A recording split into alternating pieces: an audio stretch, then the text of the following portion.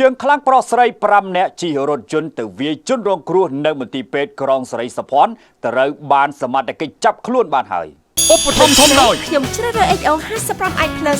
ប៉ុណ្ណោះដោយអនុវត្តតាមបទបញ្ជារបស់លោកឧត្តមសេនីយ៍ឯកងែងជួរប្រធាននាយកដ្ឋាននគរបាលព្រហ្មទណ្ឌកាលពីថ្ងៃទី28ខែកក្កដាឆ្នាំ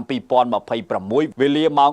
17:10 ល្ងាចលោកឧត្តមសេនីយ៍ត្រីខេងមេងឈៀងអនុប្រធាននាយកដ្ឋានដឹកនាំកម្លាំងជំនាញនាយកដ្ឋាននគរបាលព្រហ្មទណ្ឌសហការជាមួយកម្លាំងជំនាញស្នងការដ្ឋាននគរបាលខេត្តបន្ទាយមានជ័យបានធ្វើការបង្ក្រាបនិងឃាត់ខ្លួនជនសង្ស័យពាក់ព័ន្ធករណីហិង្សាដោយចេតនាមានស្ថានទម្ងន់ទោសកាលពីថ្ងៃទី25ខែកក្កដាឆ្នាំ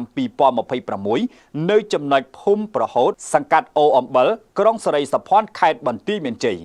ជនសង្ស័យទាំង5នាក់រួមមាន1ឈ្មោះសម្បត្តិព្រហ្មនីភេទស្រីជនជាតិខ្មែរ2ឈ្មោះធីចន្ទថនភេទស្រីជនជាតិខ្មែរ3ឈ្មោះសម្បត្តិព្រហ្មមុនីភេទស្រីជនជាតិខ្មែរ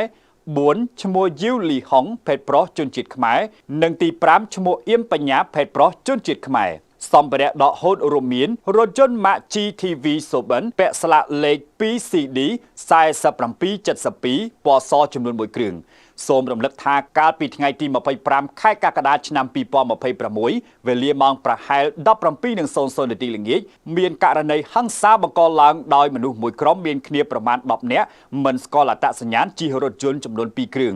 បានធ្វើសកម្មភាពព្រួតវាយមកលើឈ្មោះច័ន្ទស្រីនុចហៅប៉ៃភេទស្រីរស់នៅក្នុងភូមិច័ន្ទកគីសង្កាត់អូជ្រៅក្រុងប៉ោយប៉ែតដែលបានមកដេកកំដរប្អូននៅមន្ទីរពេទ្យបង្អែកក្រុងស្រីសភ័ណ្ឌបង្កឲ្យរងរបួសស្រាលស្ថិតនៅភូមិប្រហូតសង្កាត់អូអំបិលក្រុងស្រីសភ័ណ្ឌខេត្តបន្ទាយមានជ័យបច្ចុប្បន្នជនសង្ស័យខាងលើត្រូវបាននាយកដ្ឋាននគរបាលព្រហ្មទណ្ឌប្រគល់ជូនស្នងការដ្ឋាននគរបាលខេត្តបន្ទាយមានជ័យដើម្បីចាត់ការបន្តតាមនីតិវិធីច្បាប់